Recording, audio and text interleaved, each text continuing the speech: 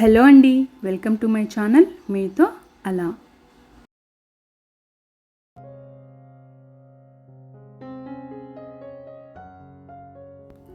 ఈరోజు బ్రేక్ఫాస్ట్ అవుతూనే ఇలా అమ్మ వాళ్ళ దగ్గరికి అయితే వచ్చామండి. ఇక్కడ మొక్కలైతే భలే ఉంటాయండి. ఈ మందారాలు అయితే ఎంత బాగుంటాయో అసలు.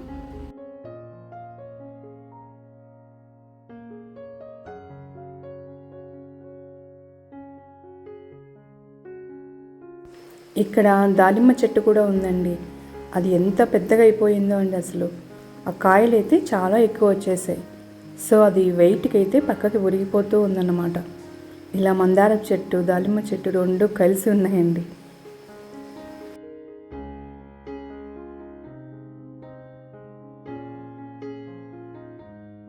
ఇక ఇదైతే గోరింటాకు చెట్టు అండి. మందారం, గోరింటాకు, దాలిమ్మ 3 చెట్లు కలిసిపోయి ఉన్నాయన్నమాట.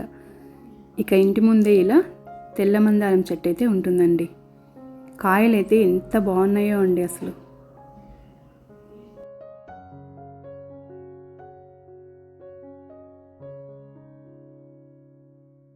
అసలు ఈ చెట్టు మొత్తం కాయలు ఉన్నాయండి. ఎంత బాగా కాచాయో అసలు.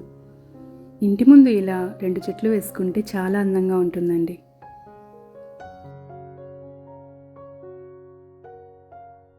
ఈరోజు క్లైమేట్ కూడా కూల్గా ఉందండి. సో ఇక్కడే కాసేపు ఇలా చూస్తూ ఉండిపోయాను. ఇక ఈరోజు అయితే బయటికి వెళ్ళాలండి. కొన్ని గ్రాసరీస్ అయితే తెచ్చుకోవాలి. సో ఇక్కడి నుంచి ఇక షాప్కి అయితే బయలుదేరాను.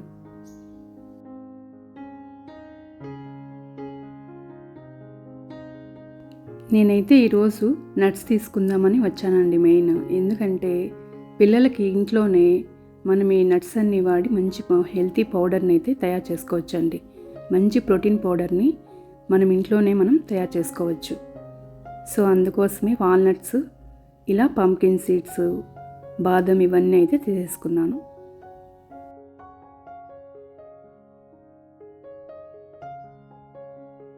ఇక్కడ నాకు మిక్స్డ్ దాల్ కనిపించిందండి. సో అదైతే తీసేసుకున్నాను. ఇక అలానే మిల్లెట్స్ కూడా తీసుకున్నానండి. ఈ మిల్లెట్స్ మనం దోసపిండిలో కూడా వేసుకోవచ్చు.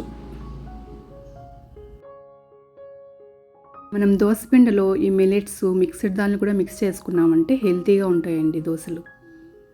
మనకు హెల్తీ ఫుడ్ తీసుకున్నట్లు కూడా ఉంటుంది.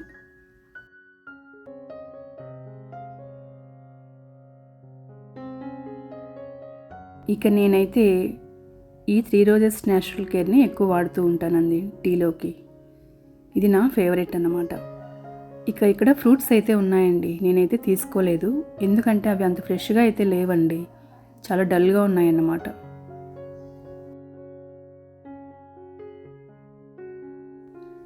ఇక షాపింగ్ అయితే కంప్లీట్ చేసుకొని ఇంటికి వచ్చేస్తానండి. ఇక ఈరోజు లంచ్కి అయితే చికెన్ కర్రీ చేస్తున్నాను. ఇది చికెన్ గ్రేవీ కర్రీ అండి. చాలా టేస్టీగా ఉంటుంది.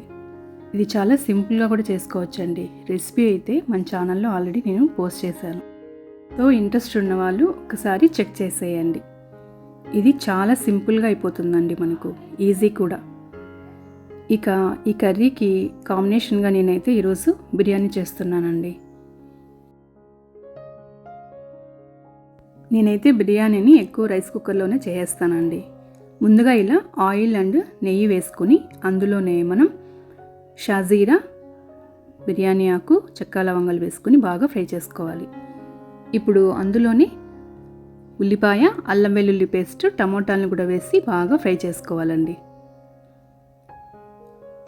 ఇందులోనే మనం గరం మసాలా, కాజును కూడా వేసుకొని ఫ్రై అయిన తర్వాత చికెన్ని కూడా యాడ్ చేసుకొని కాస్త పెరుగునైతే యాడ్ చేసి బాగా వేయించుకోవాలి. ఇవంతా బాగా ఫ్రై అవ్వాలండి. ఇలా ఆయిల్ అయితే పైకి రావాలి. అప్పుడు మనం ఇందులోనే బియ్యంకి తగినట్లు వాటర్ అయితే యాడ్ చేసుకోవాలి. ఇలా రైస్, వాటర్ అన్నీ వేసేసి బాగా ఒక 10 మినిట్స్ బాయిల్ చేసామంటే చాలా టేస్టీగా ఉండే బిర్యానీ రెడీ అయిపోతుందండి. చూసారా ఎంత బాగా వస్తుందో అండి అసలు. టేస్ట్ అయితే సూపర్గా ఉంటుంది.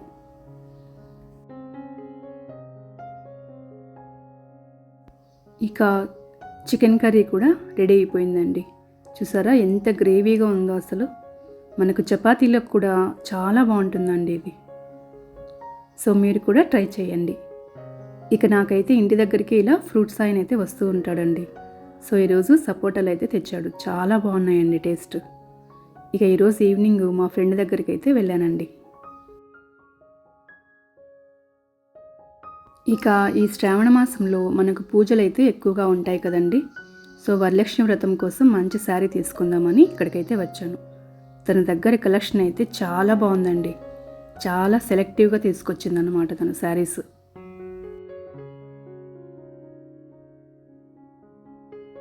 ఇక తనైతే ఇలా మొత్తం శారీస్ అన్నీ నాకు చూపిస్తూ ఉంది. శారీస్ అయితే చాలా బాగున్నాయండి. ఇక ఇదైతే ఎంత బాగుందో అండి అసలు. కలంకారీ వర్క్లో చాలా బాగుందన్నమాట. శారీ మొత్తం ఇలా ప్రింట్అవుట్స్ వచ్చాయి. ఈ వర్క్ అయితే నాకు చాలా బాగా నచ్చిందండి. ఈ పెయింటింగ్స్ అన్నీ ఎంత బాగున్నాయో అసలు.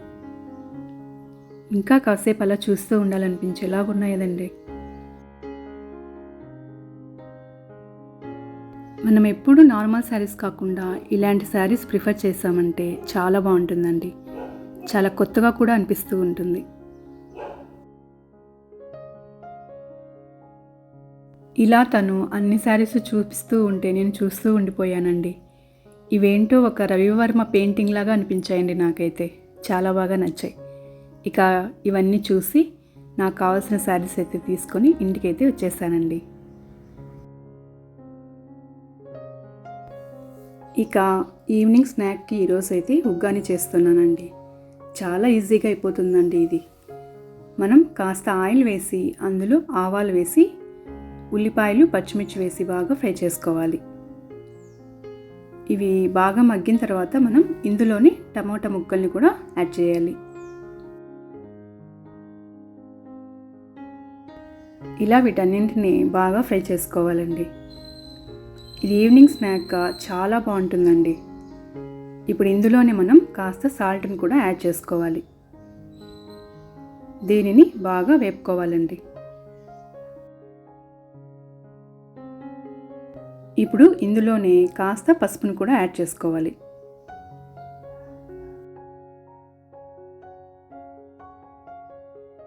ఇది బాగా వేగాలండి. ఇది వేగిన తర్వాత మనం ఇందులో బొరుగులని ఇలా మనం నానబెట్టి కాసేపు ఉంచుకొని తర్వాత తీసి ఇలా పక్కన పెట్టేసుకోవాలి.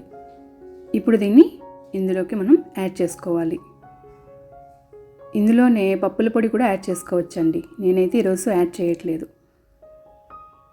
ఇలా మొత్తం వేసేసి మనం బాగా ఫ్రై చేసామంటే చాలా బాగుంటుందండి టేస్ట్. ఈ చలికాలంలో ఇలాంటివి చాలా బాగుంటాయి తినడానికి.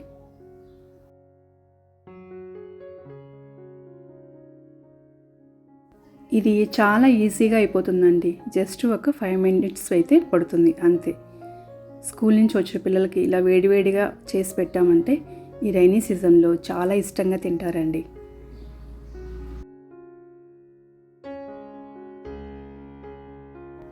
ఇక దీన్ని ఇలా సర్వ్ చేసుకోవడమే. మనం ఇందులోనే కాస్త నిమ్మకాయని పిండుకుంటే చాలా టేస్టీగా ఉంటుందండి. అది జస్ట్ మన ఆప్షన్ అన్నమాట.